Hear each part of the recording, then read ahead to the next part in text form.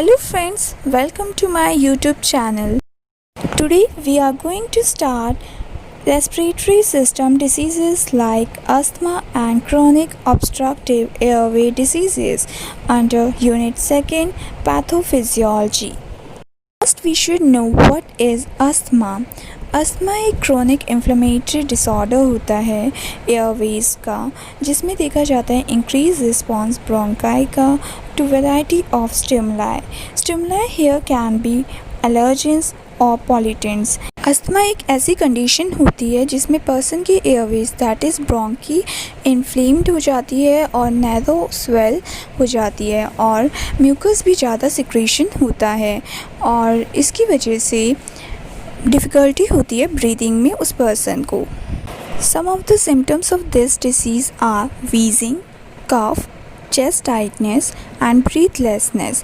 Wheezing का meaning होता है एक घबराहट की आवाज़ आना चेस्ट में और during breathing. There are 5 types of asthma. First one is atopic asthma, second one non-atopic, third drug-induced asthma, fourth occupational asthma, and fifth one is exercise induced asthma.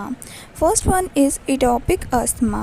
This is also known as allergic asthma and classical type. First, IgE mediated hypersensitivity is seen in this case and allergen sensitization also, because allergens like pollen, dust mites जो होते हैं वो इसमें affect करते हैं और allergen specific antibodies होने की वजह से इसमें स्किन टेस्ट पॉजिटिव आता है। नॉन एटोपिक अस्थमा में कोई भी एलर्जन सेंसिटाइजेशन नहीं देखा जाता है और फैमिली हिस्ट्री भी नहीं होती है और स्किन टेस्ट इसमें नेगेटिव आता है। That is no allergic reaction is seen in this case. Third one is drug-induced asthma. In this case, certain drugs like aspirin and non-steroidal anti-inflammatory drugs like ibuprofen and naproxen triggers the symptoms of asthma in some patients. Fourth one is occupational asthma. In this case, a person gets exposed to some stimulants like fumes, dust, gas, penicillin products, etc. at workplace. Fifth one is exercise induced asthma. जब हम strenuous exercise करते हैं तब ये होता है problem और इसे exercise induced broncho constriction correctly बोला जाता है, क्योंकि इसमें wheezing, coughing, shortness of breath जैसी प्रॉब्लम्स आती हैं और ये बिगिन्स होता है आफ्टर एक्सरसाइज एंड स्टॉप हो जाता है after 30 minutes. Now we will talk about its etiology, that is what triggers asthma, like allergens, example mites, pollens, spores, etc. Virus infection like rhinovirus, and pharmacological agents we have studied in drug induced asthma also, like aspirin, ibuprofen, naproxen.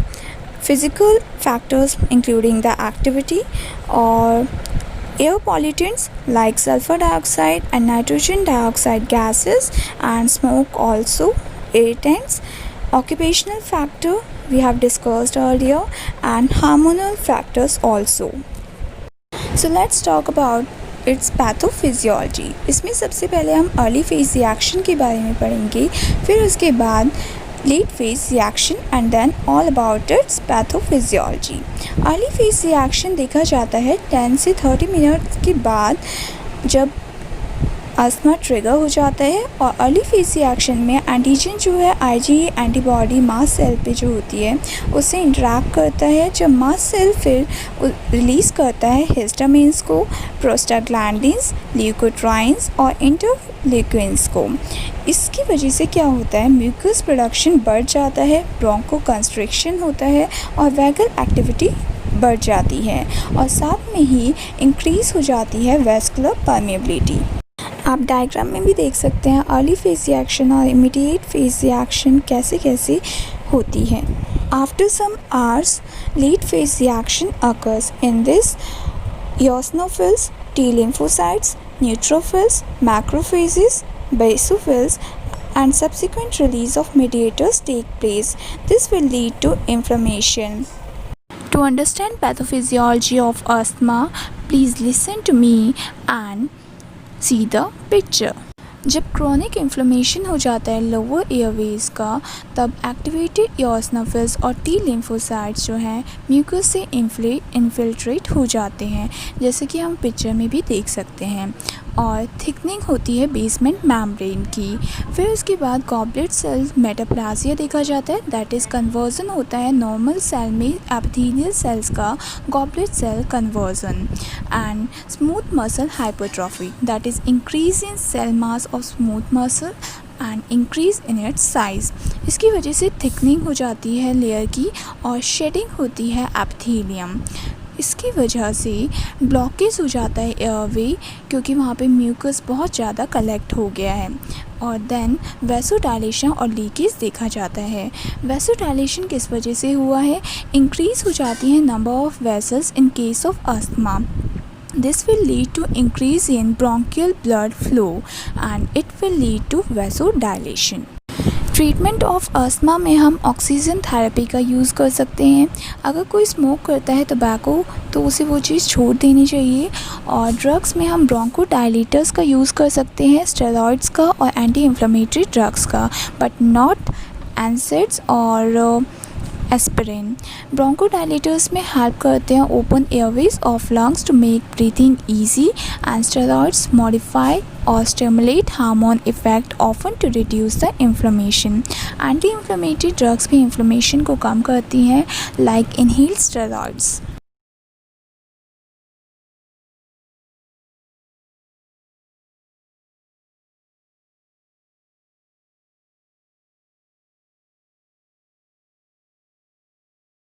Answer the above question in the comment box.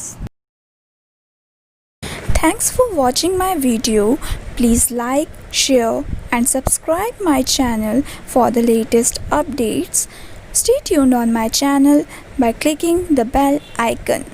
If you have any query, then please write it in the comment box. You can also suggest the topic for the video in the comment box.